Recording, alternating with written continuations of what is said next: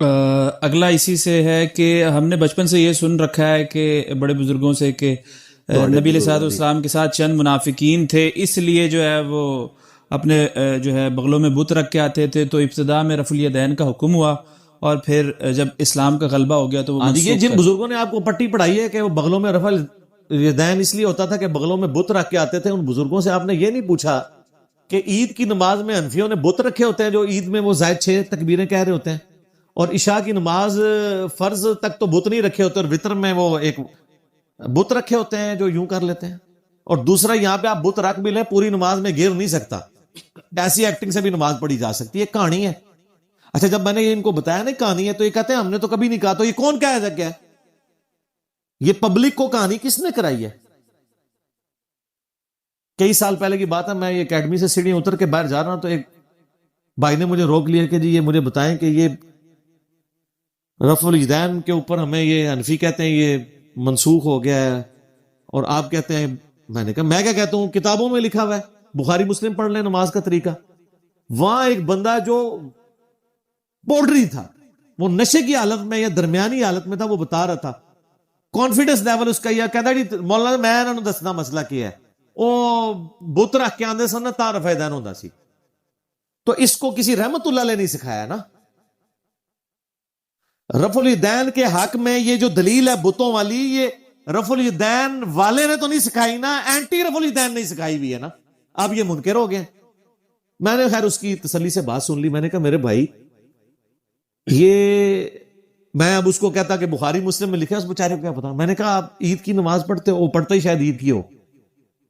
کہتا جی ہاں جی. تو میں نے کہا اس میں تو بار بار یوں نہیں کرتے. آہو جی میں کدے سوچیا ہی نہیں. میں کہا مولوی کو پوچھ کے آنا ہے کہ اس داڑے بت رکھے ہوندے نا تسی. بالکل کہانی ہے اور یہ بالکل جھوٹ ہے.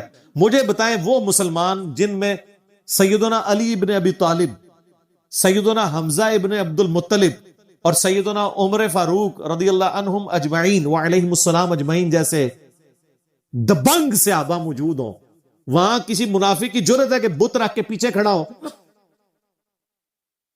اور منافق تو ڈرتے تھے ان لوگوں سے. صحیح مسلم میں حدیث ہے، ابن مسعود کہتے ہیں کہ نبی علیہ السلام کے مبارک زمانے میں منافق بیمار بھی ہوتا تو مسجد میں نماز پڑھتا تھا کہ اسے لوگ جان نہ لیں، اور جو کامل الایمان مومن تھے وہ بھی بیماری میں نماز نہیں چھوڑتے تھے. حتیٰ کہ مسلم کے الفاظ ہیں اگر 2 بندوں کے سہارے ان کو ٹیک لگا کے مسجد میں آنا پڑتا تو مسجد میں آ کے نماز پڑھتے تھے کہ انہیں منافق نہ سمجھا جائے.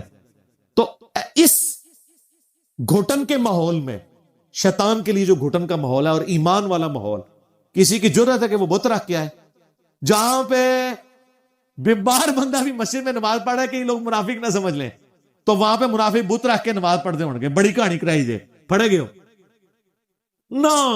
پرانی کہانیاں، پرانے بزرگ، پرانے فرقے رحمت اللہ علیہ انا للہ مر مرگے سارے سر. اے پرانی گلاں کوئی نوی نوی گلاں لے آؤ، سب ختم ہو گئی نا. اگلا یہ کہ ہم نے یہ بھی بچپن سے سن رکھا ہے کہ اذان میں جو ہے الصلاۃ خیر من النوم جو ہے وہ حضرت عمر نے داخل کیا تھا. حضرت عمر نے داخل کیا تھا. تو آپ نے کبھی پوچھا ہے کہ حضرت عمر فاروق رضی اللہ تعالیٰ کیا شریعت ساز تھے؟ یہ لوگ کہتے ہیں جی وہ تراویح کی جماعت بھی شروع کروائی انہوں نے. تراویح کی جماعت نبی علیہ السلام نے خود پڑھی ہے 3 دن کو نہیں انہوں نے شروع کروائی، انہوں نے اس کو صرف ایک رینیو کر دیا کیونکہ نبی علیہ السلام کی خواہش بھی تھی. حضرت عمر کیسے کر سکتے تھے؟ وہ تو سنت کے اتنے عامل تھے، وہ کبھی ایسا کر نہیں سکتے تھے. یہ ایک بے سند روایت تھی جو ان کو بھی نہیں پتا. مشکات میں موجود ہے، الموطا امام مالک میں امام مالک نے کہا ہے کہ مجھے یہ خبر پہنچی ہے کہ حضرت عمر نے ایسے کیا تھا. اور آپ کو پتا ہے تابعین نے کتنی جھوٹی روایتیں گھڑی ہیں، جو امام مالک تو تبع تابعی ہیں، ان تک بھی پہنچ گئی ہوگی تو انہوں نے اس طرح بیان کر دی، لیکن سند نہیں بیان کی. ان کی بڑا انصاف ہے، انہوں نے مرسل روایت بیان کی ہے. سر سنن نسائی کے اندر حدیث ہے، ابو داؤد کے اندر حدیث ہے کہ نبی علیہ السلام فجر کی اذان میں الصلاۃ خیر من النوم تعلیم فرماتے تھے.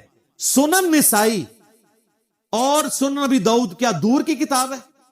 اور مشکات میں بھی پہلی جلد میں اذان والے چیپٹر میں آپ کو یہ روایت مل جائے گی. مشکات بھی انہوں نے نہیں پڑھی ہوئی کہ مشکات کے اندر موجود ہے کہ الصلاۃ خیر من النوم جو ہے یہ الفاظ نبی صلی اللہ علیہ وآلہ وسلم نے خود تعلیم فرمایا. تو جو اذان میں الفاظ نبی علیہ السلام نے خود تعلیم کیے ہیں ان کے بارے میں جھوٹ بولنا کہ حضرت عمر نے شروع کروایا ہے، یہ بھی کہانی ہے. اچھا جب میں نے یہ کہا وہ کہتے ہیں نہیں ہم نے تو کبھی نہیں کہا. سر ایک کون سی کوئی یہ تہاڈا کوئی جڑا تسی عجیب و غریب اپنے کو خضر بنایا وہ آ کے لوگوں کو یہ پٹکیاں پڑھا کے چلا جاتا ہے. ہر چیز سے منکر ہو گئے ہیں. سر برکت دیکھی ہے کیسے میدان چھوڑ کے بھاگ گئے ہیں, اپنے بزرگوں سے لانے برات کر دیا. انہی کے بزرگوں نے تعلیمات دی تھی نا. یہ اصل میں ان کے ہوتے تھے سیاسی بیان. اب جب جوڈیشری میں پروف کرنے پڑے ہیں نا تو ان کو پڑ گئی مصیبت. یہ جوڈیشری میں تو پھر ہر چیز کی جرا و تعدیل ہوگی نا, تو وہاں یہ دلیل نہیں رکھتے کبھی بھی. لیکن ایک ٹکٹ میں کیسے یہ دو مزے کر رہے ہیں. پبلک کو کہانی کرائی, یہ بڑی فٹ گولی فٹ کرائی نے. بوترا کے آتے تھے, اسرات خیر من النوم بھی شروع کرایا, تو وہ کہتے ہیں کہ حضرت عمر نے شروع کرایا تو ہم بھی اگر ہمارے بابے بھی کوئی چیز جاری کر دیتے ہیں تو اس میں کون سا ایسا مسئلہ ہے. اور بھائی حضرت عمر نے اگر بالفرض کرایا بھی ہوتا, اول تو نہیں کرایا, تو وہاں تو علیکم بسنتی و سنت الخلفاء الراشدین المہدیین, بابین تو نہیں ہے نا ساتھ. بابین نہیں یہ تھا ہی ہے, اتنے ہی ہے نا, بس ختم ہو گیا نا. تو سر ایک پر جھوم کے کون آ کہ نہ میں وابی نہ میں بابی, میں ہوں مسلم میں ہوں مسلم علمی علمی کتاب. ٹھیک ہو گیا جی.